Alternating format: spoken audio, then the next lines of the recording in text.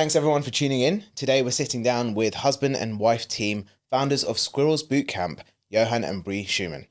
They've made it a part of their mission to help kids get healthy while being excited about exercise. Bree, Johan, thank you so much for joining me. Oh, thanks for having us, man. Let's start with some introductions. So, Johan, I'm going to come to yourself first. Yes. Why don't you introduce yourself to everyone listening, who you are and what you do at Squirrels? Okay, well, my name's Johan. I founded Squirrels Bootcamp a long time ago. I've been toying with this for quite some time. But so I'm a head coach. I coach the children in the schools and the clubs and holiday clubs and things like that. And then also I designed this game that I wanted kids to have access to. But the real brains and beauty behind it all is my wonderful wife here, who came up with the name. We still argue about that one, but she came up with the name. Absolutely did. So yes. Excellent. Okay, well, in that case, moving on to Bree, introduce yourself to everyone listening, who you are, what you do for Squirrels, and how you came up with the name. You know, it's really interesting. So I'm Bree.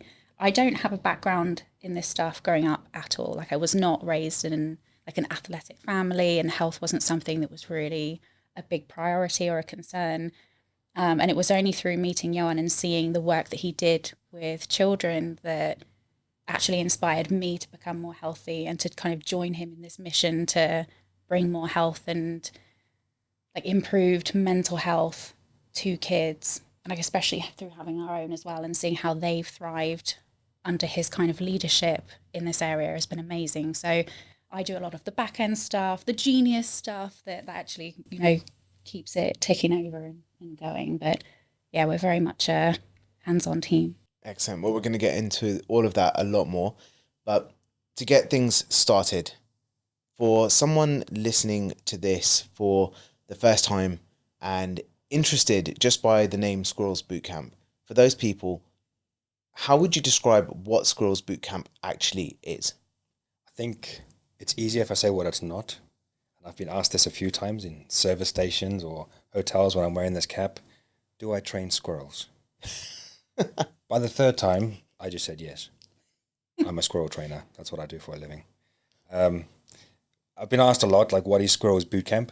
So we just explained that it's a kids coaching company, and we can run boot camps and events and all that kind of stuff. But the reason for the name was squirrels are extremely agile. They're adaptable. They're very quick learners.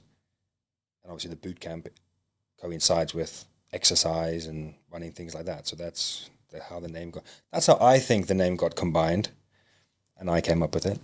It's essentially just making exercise fun for kids. I think in a world where we are so reliant upon technology now and where they've got access to so much more than they ever used to, it's just getting them moving again, and just making it an enjoyable thing for them. It's not, PE when I was at school was a massive punishment, whereas we want to change the narrative of that. Is that still the same feeling that kids get when they go to PE lessons or like sports related activities within schools, that it still feels like a bit of a punishment? Is that what you guys see with your clients?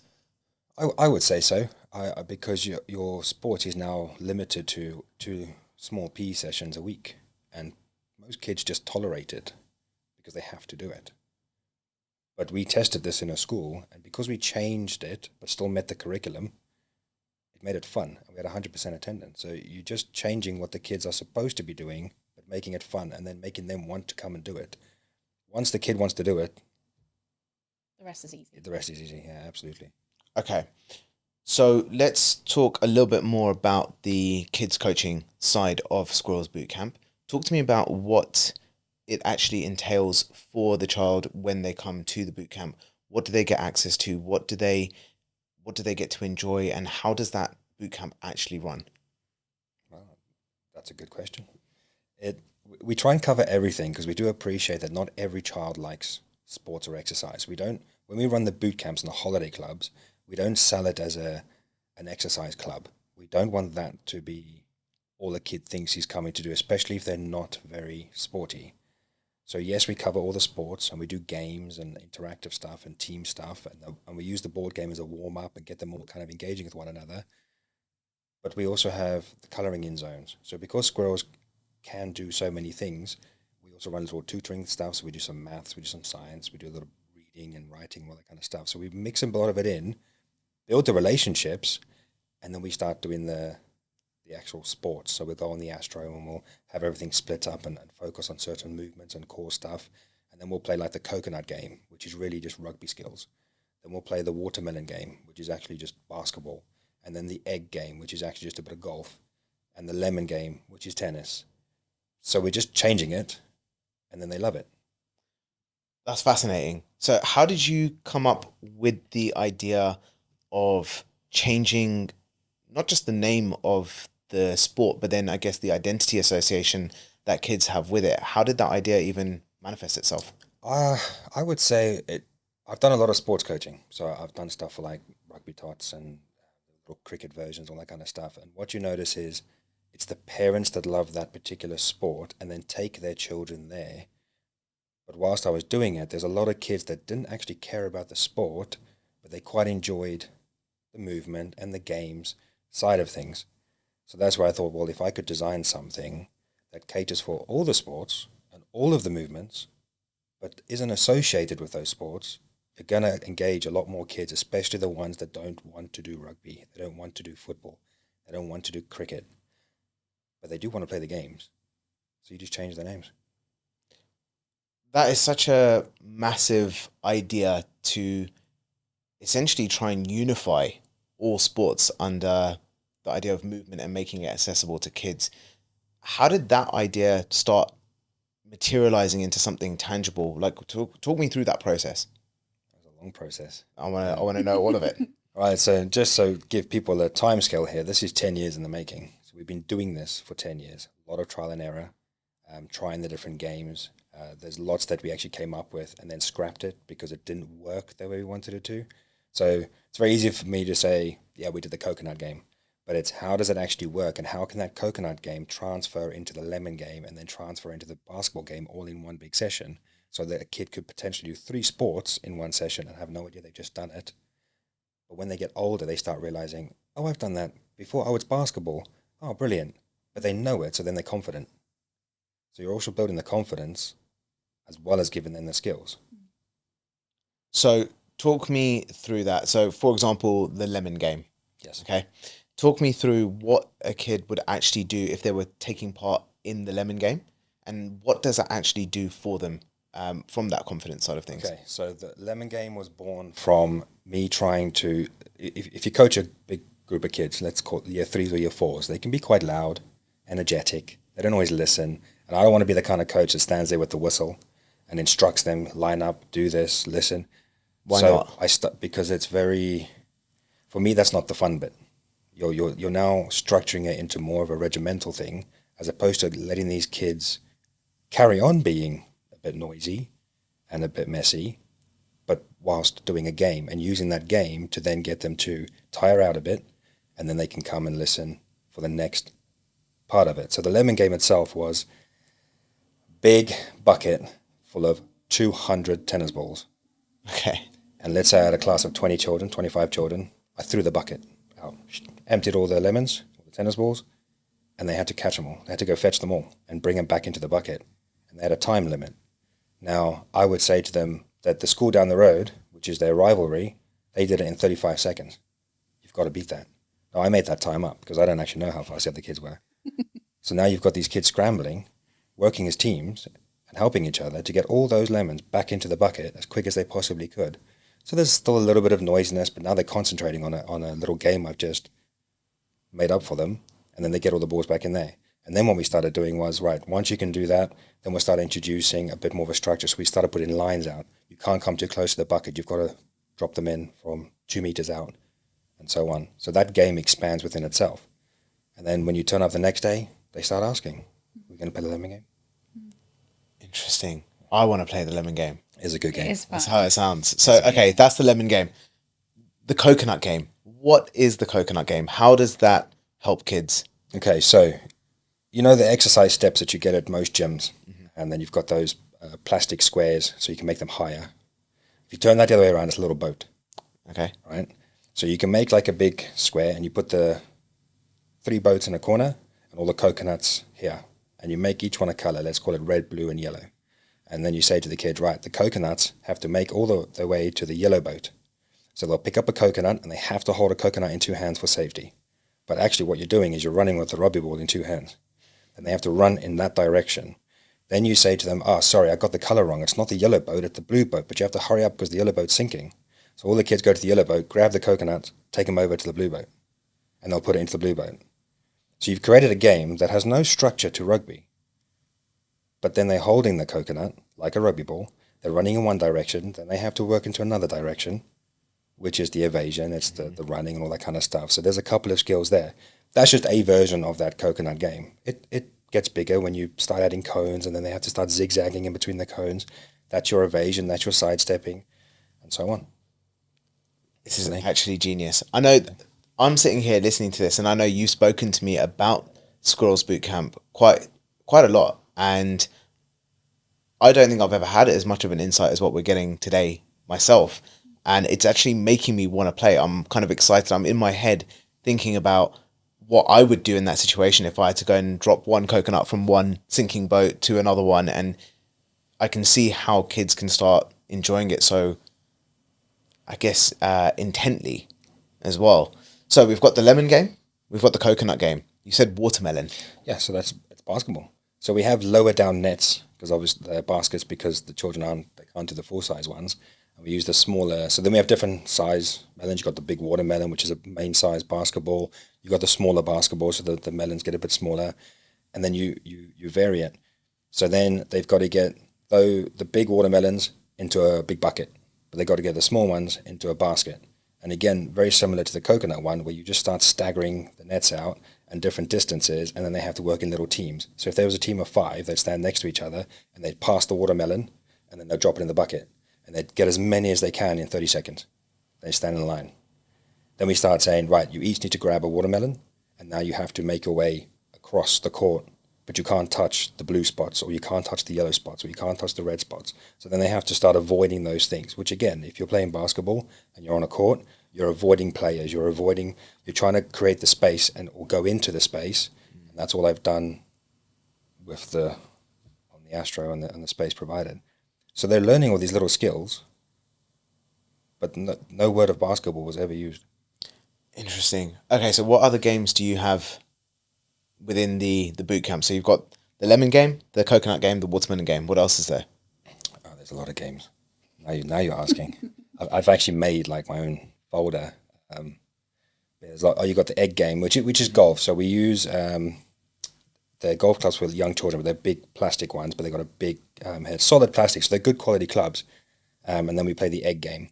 So you've got to hit the eggs over to the pen or wherever they need to be for safety reasons. But then they've got to hit these eggs. So it's just the egg game. But it is golf. So golf's a difficult one to really change too much because of the equipment. But they're hitting the eggs. So we're not calling it the golf game. It's the egg game. And it just makes them more fun. And if you get the egg into that area, that's 10 points, 20 points, 30 points, etc. So they're aiming at different places to get it in different ways. This has been 10 years in the making. This is obviously something that you're quite clearly passionate about in terms of making sports accessible to kids. Why do you care about this so much? I think for me, and you said like sport wasn't a big part in your life, but it was a massive part of mine. But I can see the benefits of me doing sport that helped me onto a very good road. I think without sports or without doing exercise, without having that access to all of that, I'm not sure exactly where I would be. And that's the truth. I genuinely don't think I would be sat here next to my wife. I don't think I'd be coaching. I don't think I've been helping all these kids that I've helped without sport in the first place. So it helped me and it benefited me. I did have a dad that was extremely supportive and, with my rugby and getting into golf and squash and all that kind of stuff. So I always had someone motivating me, and that was great. I know there's a lot of kids out there that don't have that. So it's about creating something that can be done anywhere, but we now become the motivation. So in a way, I'm kind of stepping in to give those kids the motivation that I had the whole time. But I appreciate not every kid is as lucky as that to have that. I love that. And then Bree, coming to you, you're someone who's not had that same background as Johan, so sport really wasn't integrated into your upbringing. How have you seen it impact you and then also your kids as well?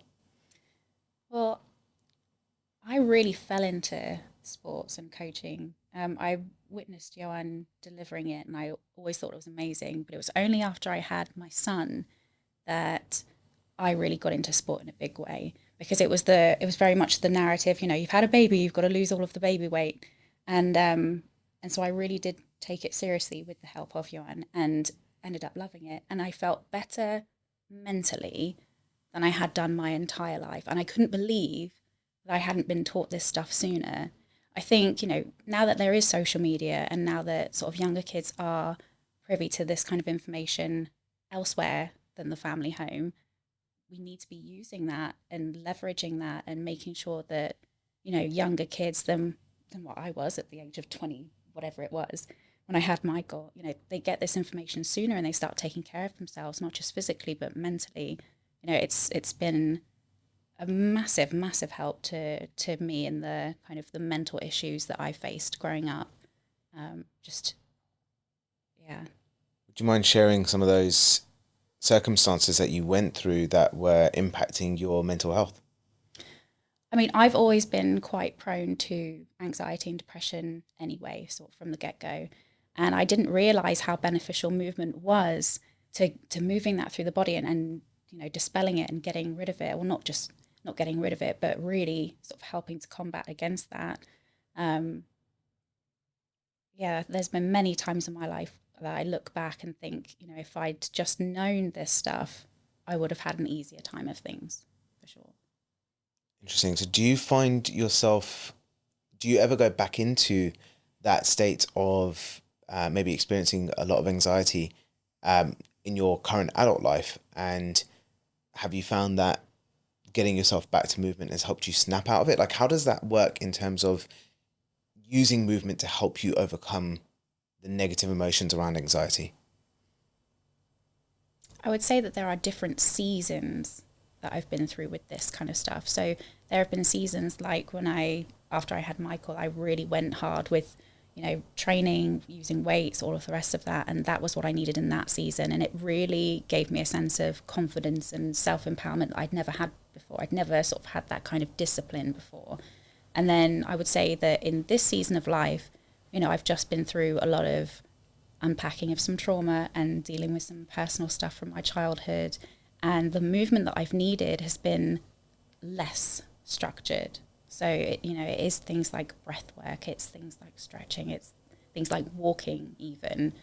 But just knowing that I can turn to movement and help shift that, absolutely, it does amazing things for the anxiety. You can see how integrating it into childhood makes such a positive impact because you know it's something that you can go back to.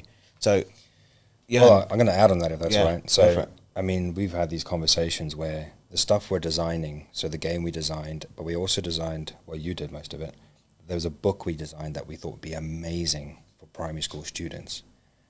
But then the reality was, although what we know now would have been so good to know back then, you're still a child and your brain hasn't developed. You don't quite fully understand what you're being told. So we actually took a bit of a step back. So we had designed this thing and we thought, oh, this is outstanding. We had to take a bit of a step back thinking, well, don't forget we're delivering this to children. And as much as the game works and all the sport stuff works because it's very active, the mental health side of it and the anxiety stuff, a child doesn't quite understand that. It doesn't know it has anxiety. And that's where our struggles come in. So we've designed this thing that we think is amazing, but we also don't know if it can be delivered. Well, not all of it anyway, because they're children. Okay, so let's talk a little bit about Squirrels Bootcamp, the game, because Squirrels Bootcamp is a kids club where children can come to. They can come to for a day or a week or multiple days. So during. it's in school holidays. Yep. We did do stuff with schools, but it was we decided just to focus on the holiday clubs, and then maybe go back to schools at some point. But yes, it's the holiday clubs. So it runs through the summer holidays, October and February and all that kind of stuff. And like you were just saying, yes, we cover all the sports stuff, but we also cover the stuff that isn't sports related. And a lot of creativity stuff. So everything is hands-on, and we want the kids to do stuff, but it isn't just sports. Okay, so before we get to the game, what's the creativity stuff that you guys also incorporate into the boot camp that is not related to the sports side of things? So, I mean, there are more calmer things. So we have the colouring in. So we have like a little art station. We also have the Lego room. So there's like, what's it, 5.5 grand with the Lego. It's a huge amount. But the kids can build whatever. So we still have all of the books. So we've got a box full of all the books, and all the pieces are in there. They just got to find them. And they can build stuff and create that, because obviously the weather's not always great. So we can't always be outside doing sporty stuff. So we have the Lego room, the art station, the creative station, where they can draw, colour. We've got loads of books they can go through. A lot of squirrel stuff that we've printed, word searches and things like that. So there's that kind of stuff. Then we have kind of like a drama zone.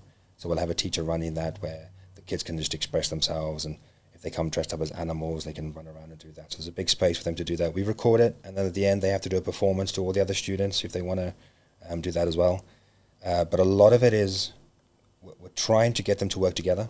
So we say, right, okay, if you guys want to do a drama show, we need 5 of you. So you got to go find 4 friends. So that child has to go and find 4 friends that want to do a performance with them. So that encourages them to communicate with one another, build the friendships, and start working together. And then all of these little skills, we can transfer that outside when we start doing the sports stuff. So, well, you were a team of 5 inside, and you guys did this really, really well. Now I'm going to take you outside your comfort zone a bit, and you've got to do this. And that's how we transfer all of the calmer stuff, the creative stuff, into the sports, and vice versa. I love that. The music stuff as well. Oh, the music, yeah. Forestry school. Oh, there's forest school as well. Oh, there's so many things. What's the forestry school? It's called Foxes and Squirrels.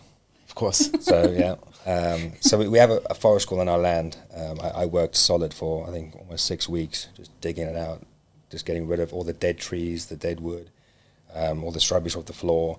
All the big trees are still lovely, so they're all in there. So we've built a big slide. It's like 7 meters long, big stainless steel one. So we've created that. So there's like a continuous loop. So they have to run up a mountain, down the slide. Got like a little play area. We've got some fire pits, and then we have like a wood making station. So they learn how to cut wood properly and make little animals and things like that. So we have like a forest school coach. He also comes in, and then we work with the kids in that. So that's the more outdoor activity stuff. Then we make them work as a team. So look, you've got to find 5 different leaves. These are the ones we're looking for. So they've got to go find these leaves. Any bugs that they can find. So again, yeah, it's nature, it's outdoors. Because you can't do 6 hours of coaching. Can't do 6 hours of coconut game or 6 hours of lemon game. So you've got to mix up the day a little bit. Of course. But again, this was trial and error. We didn't know that in the beginning, because the first week we ever did it, we did do a lot of sports focus. We realized, well, they're not making it to lunchtime. They're dead. They're all worn out. Yeah, they're all worn out. So we have to split the day up. So Worn out kids, yeah. Extremely happy parents. Yeah, most of the time. We used to get messages saying, oh, my kid's asleep by 6. And he didn't wake up until the next morning. So a lot of parents did love that. And I did bring with, like, I've got a stack of cards, like thank you cards from the children. Thank you for letting me be part of your club. Thank you for letting me join in. And they were a bit of a shock, really, because this is what we are. When a child said thank you for the one thing that we are doing, it was a bit of a surprise, because like they're just thanking us for us just being us, which is nice. I love that. But yeah, I think it shows quite clearly just how much of a positive impact you guys are having with what you're doing, because it's, well, you're being told that it's a great thing to be a part of. So when it comes to things like the forestry side of things, I can understand why the sports side of things and even the calmer creative exercises that you do can help kids develop in certain ways when it comes to teamwork and confidence and being able to express themselves. Things like the forestry side, tell me from your perspective why that's important to incorporate for kids in that time. What does it help them with? What does it help them gain as potential skills? The things we found out from the forestry school, I didn't know it was going to create it. I did it because I wanted something different. It was different for me as well. I spent most of my time coaching, so doing the forestry school stuff, so doing the qualifications for that and then teaching that to kids, that was nice for me as well, to do something different in the day. And it's not just the sports coaching, so it actually breaks up the coach's day as well. But what we found was some children, they love bugs or they love the nature, but they're not very sporty. Like we said earlier, not every kid likes sport. So we started using that to try and get them to then play all the other games. So we said, right, we're going to go up to forest school. And in 45 minutes, you've got to find these trees. You have to be able to dig this hole.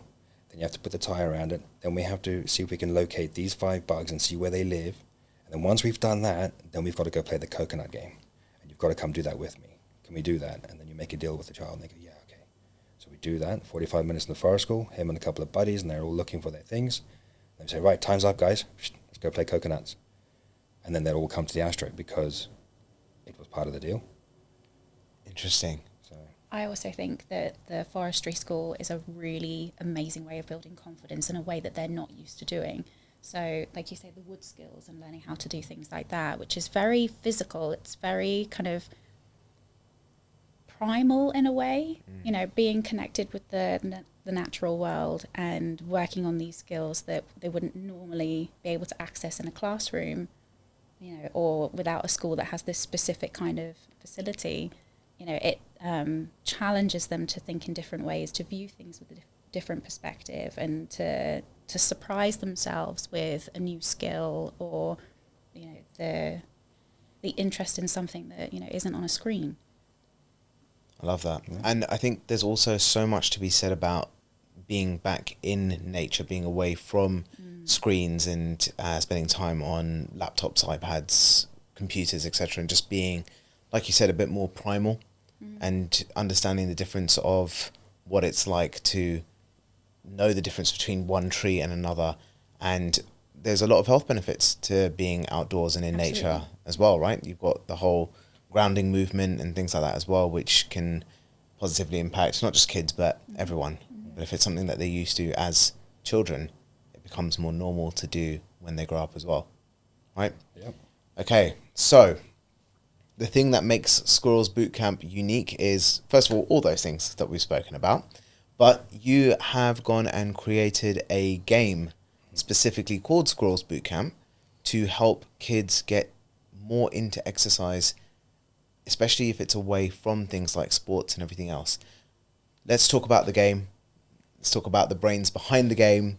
How did it all come up? And for someone listening to this for the first time who's never heard of this game or never played it, how does it work? Okay, so the game that we currently have that we use, it hasn't launched, it's not being sold or anything, but the game that we have is like the 11th version prototype, but it's the final one because this one works. So we had lots of variations, and the drive behind it was I always wanted to make exercise fun. And I've always targeted the kids that don't want to do sports or exercise, because the ones that do already do. They're easy to sell this to. They'll buy it all day long. But that's not the issue in with children. The issue is the ones who don't do it. And obviously then you've got the stats. So when I started the research 10 years ago, stats were pretty bad. Amount of kids that were dropping out of school, predominantly girls. So like year 5 onwards, I think that there was a few different government stats. It changes every year, but it was really high. It was like in the late 70 or 78% or something that girls drop out of PE altogether. But PE was never structured really to get you into it. It was, if you like rugby, you're doing rugby today. If you like hockey, you're doing hockey today. You like swimming, you're doing swimming today. Brilliant. But there was nothing out there that actually said, well, look, here's this game. You're all going to cover your basic core movements, do some exercise and have fun. There was nothing out there that actually did that just on its own. So forget about trying to do PE or the sports lessons. What is out there that any child can do, primary school, high school, even an adult, that just covers all those movements, 20 to 30 minutes a day. But there wasn't. I'm not saying it's the only game in the world that's exercise related, but it's the only one that kind of really honed in and focused on all of those things. So the reason why there was 11 prototypes is because I said, right, okay, what are all the core movements that the government requires you to do through the curriculum? So then I had to go through all of that. Brilliant. Then I had to work out, well, what are all the different sports? What are the main movements for those sports? So then I had to do all of that. So this takes some time. Then I went through like the most popular sports, right? Okay, these all cross over. There's a lot of transferable stuff here. So it's not like I was looking at tobogganing. I was looking at more your actual day-to-day stuff. Then it was a matter of, how do I fit it onto a board? Like, how can you put all these movements on there? So the first one I did was huge. Like there was just too many movements. I was like, right, okay, that's unnecessary. We don't really need that. That can be incorporated here. Take things out. Then there were a few that were too complicated, and I thought, right, well, that's not as necessary. So then I started removing that, and then I started putting another thing in.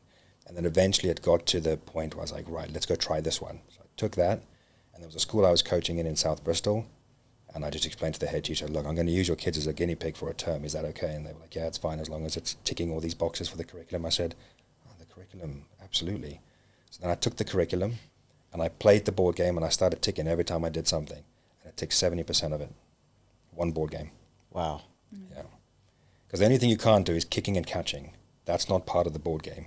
That is something you'd have to go and do in another PE lesson. But the fact that the game can cover so much of it, it's a great way of actually PE teachers using it, or any teacher. But it's also great to use at home because it covers so much of the core fundamental movements.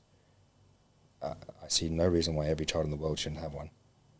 I love that. So talk to me about how the game works. So if we were going to play it today, what would we be doing? How does this game work for someone who's never played this before? Okay, so it's quite straightforward. You've got a deck of cards, numbers 1 to 16.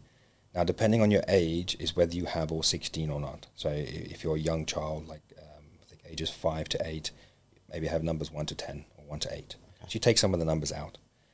They're upside down, so you put them in the middle, so you can't see the number. You shuffle it, put them in the middle, and then you start in the corner and you roll the dice, and then if you get a 5, you move onto the board and you go 1, 2, 3, 4, 5, and you're going to land on burpees. And then you pick a card and it says 7. You have to do 7 burpees. Everyone's perfect nightmare. Why would you choose that as the example? That's a good one. The That's a very good one. first one. I'll use the hardest one first, burpees. It gets easier. And then we have different movements like scary feet. So scary feet and yo-yo I've taken from that movie Monsters Inc. Okay. Now, I thought every child had seen that. So there turns out there's a few kids that haven't seen Monsters Inc. So then I actually have to explain the movements. But yo-yo is when Sully is training to wake up or scare kids on the top bunk and the bottom bunk. So he goes up, down, up, down, up, down. But all he does is like put his arms out on each bunk and he lowers it. So they're really fast squats. So you're going up, down, up, down. But because you stick your arms out, now it's a balancing thing. Mm. So that movement I thought was brilliant because it actually incorporates moving really fast, balancing on your feet, and you're pushing weight forward and back. So you've got no choice but to engage your core. Great little movement. And then scary feet is where he tenses like his whole body, has his paws out, it goes onto his tiptoes, and he runs really fast on his tiptoes. Right? Great. Which can be used in any sport because it's about the fast twitch muscles, you're balancing on your toes, you're engaging your whole core, and you're ready. That's your hands ready to catch any ball, any object, or a person. Right? What sport are you catching a person in? Rugby. Catching him on his way to the ground. Yeah. Yeah. You're ready for it. So there's those two as well. So everything was created and it covers almost everything and it can be transferred into so many sports, rollerblading, skateboarding. There's just a lot of balancing. And that's also why we have the 6 squirrels, which we can go into. Which is my next question. Yeah. So essentially you've got this board game. It's you roll the dice and you move certain spaces along and each space represents an exercise. Is that right? Correct. And then based on the position you land on or the space that you land on, that will say an exercise, which could be, in this case, scary feet or burpees or yo-yo or whatever else is on the board. And then when you land on that, the person who rolled the dice has to pick up the card. And then that tells you how many repetitions of that exercise you need to do, correct? Yes. So is it just the person that rolls the dice that then has to do that exercise, or is it everyone that has to take part? Well, this is where it's great because you can play with your siblings or group of friends. So you can have up to 6 people playing. So either you compete against one another and you've got a sheet where you color in every time you've done an exercise and the first one to color in all of theirs wins, but like a bingo type thing. Or you split 2 teams of 3 and you've got this team against that team. So they each have 1 sheet each, and as a team, they've got to complete that sheet, and then that wins. You can do it as a whole classroom. You can do it as a whole group of 50 to 100 kids and play the big version. So we've got a 5-meter version of it as well, and we roll a massive dice. It's huge. But you can play it in many ways. So you can compete in a small group, compete in 2 groups, compete in 6 groups. So we've done that at a school where we split into 6 big groups. I think 6 kids in each group, and then they would play the game and compete against the other teams. So yes, it can be played as an individual, as a team, as a group, as a whole class. I love that. Now, you've got some pretty awesome characters behind the game that you use as your pieces to move around the board. Let's talk about those characters, which are all little squirrels. Yes. Naturally. Yep. What are their names and how did you come up with those? So I had to, the names were kind of designed around the exercises themselves, or kind of like, well, Speedy. So we have Speedy, who's a red squirrel, and he's obviously fast. Then we've got Bally, which is balance. We've got Coco, which is coordination. We've got Ziggy, which is for zigzag. Who else do we have? That's 4. Roly, for roly-polies and things. And that leaves Jumpy. Yeah, so Jumpy, obviously for jumping. So there's 6 little squirrels, and the whole point behind it was going back to when I say not every kid wants to do exercise, not every kid's into sport, but every kid will identify with something. So that's why they love certain cartoons, that's why they love certain programs, because they identify with some of the characters. So I created 6 characters, which are very different. Speedy's obviously the energetic one. Just loves running around. There's too much. And a lot of people have very energetic children. But then you get some kids that just kind of like, they're very chill, laid back. Well, then you can pick Bally.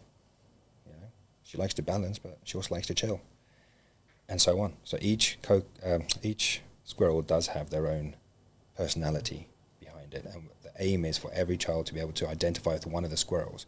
So you're still buying into the game in some way, shape, or form via one of the characters, because they all help each other as well. So where, let's say, Ziggy isn't very good at balancing, but he's really good at going in and out of the cones, well, Bally can help Ziggy. Ziggy can help Jumpy. Jumpy helps Speedy. Speedy helps Coco. And they all help each other because they all have their strengths, but individually they just have their individual skills. But together as a team, they can do a lot. I really want to take part in this game. we have a lot of parents that do like to play at the end of sessions. So, okay, talk to me about where the inspiration for these characters and these names came from. I mean, listening to you describe where you got the idea of naming some of these exercises from. I mean, you got it from watching Monsters, Inc., which is not typically where you'd go to look for what exercise to put into a kid's game. So talk to me about how your mindset works behind that when it came to creating the exercises, creating the characters, and how you came up with that. Just came up with it. It just fell into my head. I do a lot of thinking, so my wife loves it because I've got an ADHD brain. I've got 5,000 businesses I've invented just on the way here. I can resonate with that. Yeah, so I can never personally sit still myself. So I always come up with these ideas and then I'll write them down and then I'll talk to you and you'll talk me out of it. So coming up with the squirrels, coming up with the names, coming up with the exercises, like I said, we've had 11 versions because I've come up with too many things, but what's relevant? And I think that's the important bit, and that's where I love to then sit down with Bree, and she says, well, why did you come up with that? I'm like, I just thought it was a great idea. Where does it fit in? How's it relevant? I learn some perspectives. And then it's, because I think you're overlooking the kinds of kids that you work with in your other company. So Johan does work with very vulnerable kiddies that have either been let down by the social care system or have had a very difficult upbringing. They're kids that have been kicked out of schools, kids that have had a hard time of things. And I think when you work with kids like that and you see that they've got such individual skills that might be overlooked in a mainstream setting, you start to really see them for who they are and how they do the things that they do. And having these different characters means that it is every child can identify with something. It's not about being the winner. It's not about being the best. It's not about fitting in. It's about being who you are. And I think, working with the kinds of kids that we have done, really does just highlight that. No, absolutely. That's a really good observation. So in terms of that, I mean, I love the fact that you do that outside of Squirrels Bootcamp. So talk to me a little bit about that.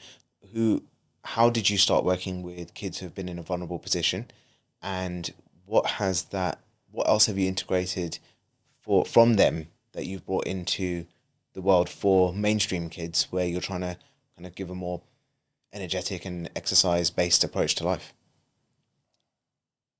How did you get into mentoring? How did I get into mentoring? So, yeah, so outside of Squirrels, I run a mentoring company. So, yeah, we work with children with autism, ADHD, learning difficulties, anger management, or all of them. Yeah, like you said, they've been let down by the system, or it hasn't worked, or the system kicked in too late. Sometimes the houses they grow up in is not the greatest. It's it's a very tough job, because it's like you said, every child is individual. You don't know what kind of house you're going to be walking into, who you're going to be working with. So you do a lot of personal and mental development in that side of things. And then one of the drives as well behind the game was trying to create something where you can kind of aid or avoid that situation. So not that I'm trying to get myself out of a job, but surely there are ways to help young children to develop certain things to avoid being a very troubled teenager and then becoming a troubled adult. I'm not saying this game is going to solve everyone's problems, but it's definitely a good starting point in terms of confidence, well-being, nutrition, because we do focus a little bit on that, but it's just giving kids that knowledge and skill set to navigate things that are definitely going to happen when they get to high school and when they get to their early 20s, university and stuff like that. So yeah, the other job, it's a lot more on the mental health side of things, and working with those kind of kids. And Squirrels Bootcamp is very fun and creative, but it's meant to be because you're targeting a much younger audience to try and avoid some of the problems that occur with some of the other clients that we have. Have you seen any, or have you tried to use the principles behind Squirrels Bootcamp with the kids that you work with from a vulnerable background? Yes. And how's the result of that been? I'd say the children that we have with autism, so that they'll be high school age, and we have used the game with some of them to work on their confidence. So some of our students are 2-to-1, and the coaches will then play that game with that individual. For those that don't know, when you say 2-to-1, what does that mean? They have 2 coaches Per student. child. Yeah, so that particular student will have 2 people working with him all day, and it can be for various reasons, for the safety of the child, because of what we've been told about the child. So we've got to make sure that he's safe at all times. And yeah, so where we're based, because we have the big sports facilities, because the game can be played with just the 3 people, they'll take the game and they'll play with that child, and he doesn't have to worry about competing with other children. It's just him and the game, and they can play it and then build on some of the movement and the skills. And then because he's with the 2 coaches, they work on a bit of social skills there.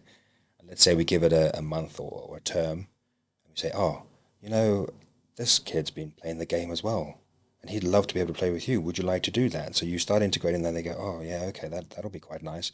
And then you've got these 2, and then we say the same thing to the other students. So when they do play, they're playing the same thing that they've both been practicing for 6 weeks. So then those 2 interact. So that's how we kind of bring it about there. The game was never designed for that, but because it worked, we were like, great, there's another box to tick that we didn't even know it needed ticking.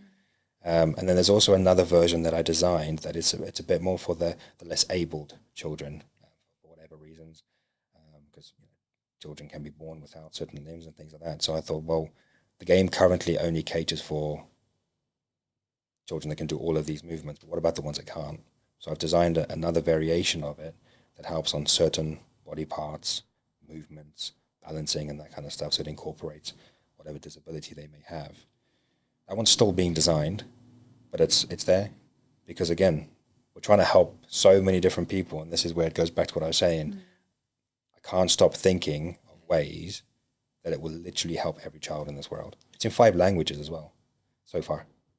I mean, I'm finding it fascinating just in terms of how much use application it has, and where you've experimented it within the younger kids bootcamp, but then as well as working with the kids from a vulnerable background, and how it's helped them to maybe feel a little bit more integrated, by the sounds of it, when they're practicing by themselves, and then you find out that actually there's another kid that's been practicing by themselves, and then they can play it together, which in a normal circumstance they might not have ever got to experience. Exactly. I mean, it's a great way of relationship building between coaches and student.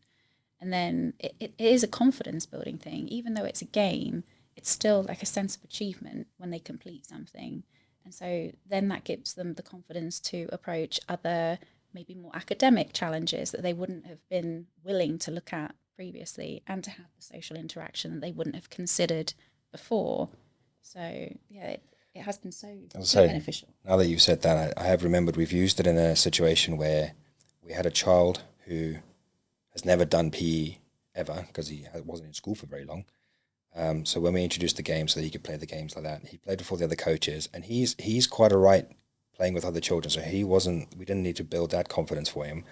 But we did have another student who was very shy, didn't want to play with anybody. So we said to this student that, look, you're doing this game really well, but that kid over there, he's a little bit shy. He doesn't know who to talk to. He doesn't really know what he wants to do.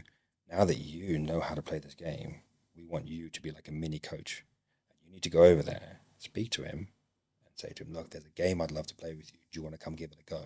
Otherwise, I've got to play on my own. So he went over, did that. Child said no. But this child responded with, oh, that's okay. Whenever you're ready, you can come over. And then he went and played the game anyway, played on his own. So then the kid was watching and then eventually walked over and said, well, what is it? There you've got your engagement. So he's already kind of bought into it. Like, he didn't go over to find out what it was. He went over because he wanted to play it as well. So that was a really good moment there where this kid got up and walked over to play the game. Why is this so important for you guys? Like, you've obviously got work that you're doing, which is amazing in terms of working with children from vulnerable backgrounds and helping them.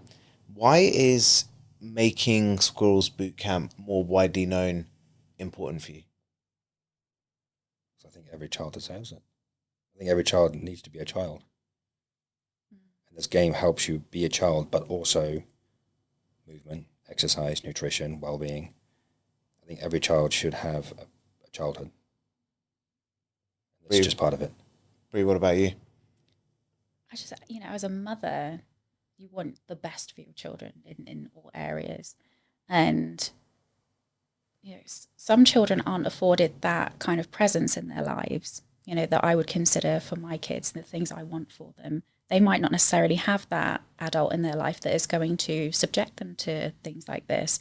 And so I feel like if we can have that influence, if we can provide that insight for these children, if we can subject them to better ways of being, then, we've done something very meaningful with our lives. What, in your opinion, is the thing that lacks most for children at the moment? Access, motivation. I'll go back to the statistics of kids actually participating in sports and stuff, and there's various sources you can go to, Sport England, the government website. There's lots of people that have done their testing. I'm not sure how they question the children or how many do they put together and then ask. But it supposedly, from what I read the other day, to try and get up to date with the latest stats, 92% of children love PE, but only 40% of children do PE. So my question is that 92% of the 40%, or are they saying 92% like PE, but only 40% will actually do it? So it's a bit confusing. So I'm not sure what the latest stats are trying to say, but I do know from when I first started this game, I think it was like 37% of children actually do PE on a weekly basis. That's a lot of children not participating for whatever reason. Maybe they've got an excuse, or, oh, my leg hurts, oh, my doctor said I did, or parents read a note or whatever. But that's really low for any school, for any organization to only have 37%. I think at the moment was 40.2% is what they were saying, and less so for the girls. So it's pretty bad. Sorry, no, I was just going to answer the question about what's most lacking for children in this area, and my answer is presence. I think when you connect back to your body, you're in the now, you're in the moment. You're not worrying about what's to come, what's been. You are fully present, and that's a rare thing in the world that we live in. And just being able to detach yourself from the worry, the anxiety, the pressures of school or whatever it is, it's giving them a skill that's not only about transferring it into sports, but also it's a life skill to be present, to acknowledge what is going on in the now, to be able to appreciate what is going on in the now. I think there's a lot of things that happen under the surface, unconsciously, through this kind of activity that we might not give a lot of thought to, but again, it's so important. Oh, that's absolutely right. And I think because of that is our focus, and that's what we know as coaches. You take those stats, if we were able to get this in every single school, that would shoot right up. Because the one school we worked with, I think their attendance was 30%. In the 2 years we were there, might have been 3 years. 2 years. 2 years. Yeah. We had 100% attendance. Kids that would always find an excuse not to do PE, they participated in every single session, no matter what, rain or sunshine.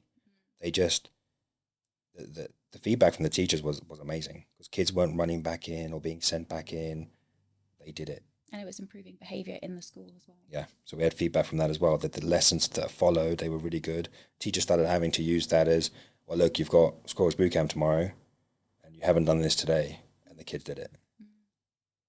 And that's a hell of an incentive to get kids to kind of finish their homework or be attentive in class as well. I mean, going from a 30% attendance rate to a 100% attendance rate it sounds unfathomable. It doesn't sound like it's even possible, but that's actually what happened. Yeah. I say 100%. If a child was sick and didn't come to school, that ain't my problem. But the ones that were there did it. Interesting. What is the vision from your perspective individually for what you would love from Squirrels Bootcamp? We speak about this all the time.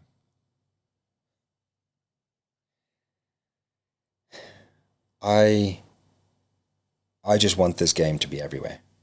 And whether it's in your home, whether it's in a school, whether it's at an airport, whether it's at a hotel, when you go to these all-inclusive places, they've got the kids club. If you've ever been their little kids club, it's just a Squirrels Bootcamp. I would love it to be everywhere. I know that's not always realistic, but I do. But the game I've designed, I designed in a specific way that I know that every kid can have this. And like I said, because of the 5 languages so far, it's in French, German, Italian, Spanish, and English.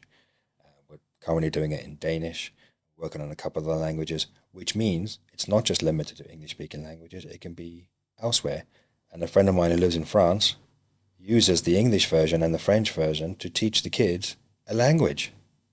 So it's not even an exercise tool anymore. He's been using it to teach them the English words and get them to play the English version like that, which I thought was brilliant. It's genius. Yeah.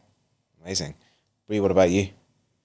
I think for me, it is a lot more about the mental health, the confidence building aspect of things. And, if we can make a contribution to the world that sees that younger generations don't have as much mental struggle or are able to navigate difficult life periods because they've got that sense of confidence, because they've got that all-round general health, I just think that's a beautiful thing.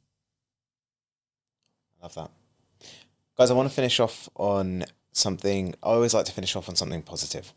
Okay? And what I'd love from yourselves is the one positive message that you would love to share with parents listening to this today that might be worried about their kids. They might be thinking that, they're not taking part in sports, or they might be going down a path that isn't going to be beneficial to them in the future. From your experience with working with the kids that you've worked with across the last, more than a decade now, what's the one positive message that you would like to share with the parents listening to this today?